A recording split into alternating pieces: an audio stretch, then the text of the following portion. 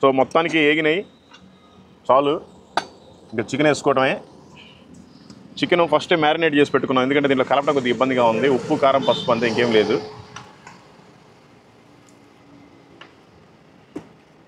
Spring onions chicken curry. ఇది curry అనకూడదు, ఎందుకంటే పులుసు అనాలి, ఎందుకంటే అంత బాగా గ్రేవీ రావాలి అని ఇవన్నీ వేస్తున్నాం. సో అదనమాట. ఇప్పుడు చూడండి ఇంకా ఎలా ఉంటుందో.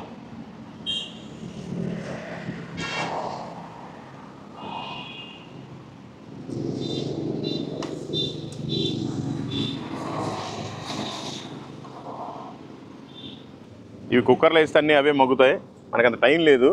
అందుకని టమోటా ప్యూరిటీ కూడా వేసేసుకోవడమే, అన్నీ అవే అవుతాయి, ఏం కాదు. అంతా తినేది మనమే.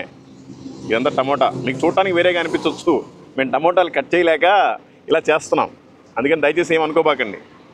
ఓకే.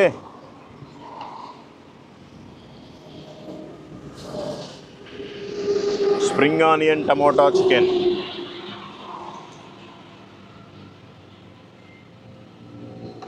పచ్చిమిర్చి వేసాము, అందుకని కలరు కొంచెం తక్కువైనా పర్లేదు, ఎందుకంటే కారం తగ్గిందని మళ్ళీ వేస్తే మళ్ళీ మంట పుట్టాలి.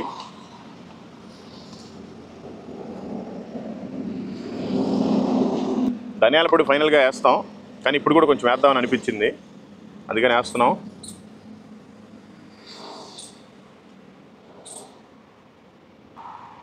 సో మొత్తానికి కొద్దిసేపు ఉడకాలి.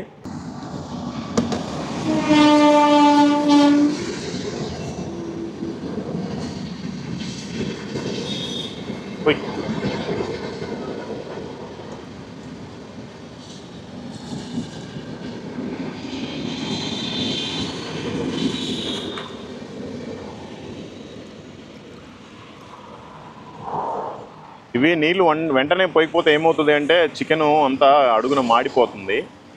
ప్రెషర్ కుక్కర్ కదా మనం వేసేది, ప్రెషర్ కుక్కర్లో కాబట్టి కొంచెం వాటర్ పోసుకోవాలి, అది మంచిగా ఉడుకుతుంది, ఏం ప్రాబ్లం లేదు. మీరందరూ ఏంటి ఇలా చేస్తున్నారని అనుకోబాకండి, అవన్నీ అలాగే చేస్తాం, ఇది బ్యాచులర్ వంట కాబట్టి ఒక్కసారి తిప్పేసి మూత పెడితే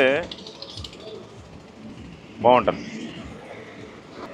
ఏముంటుందండి మగవాళ్ళ వంటలు, సువార్థికుల వంటలు, ఉప్పు కారం సరిపోయిందా లేదా, టేస్ట్ ఏముంటుంది దీంట్లో, ఏముండదు. టేస్ట్ ఎట్లయినా ప్రభు బ్రహ్మాండంగా తయారు చేసి పెడతాడు తినడానికి.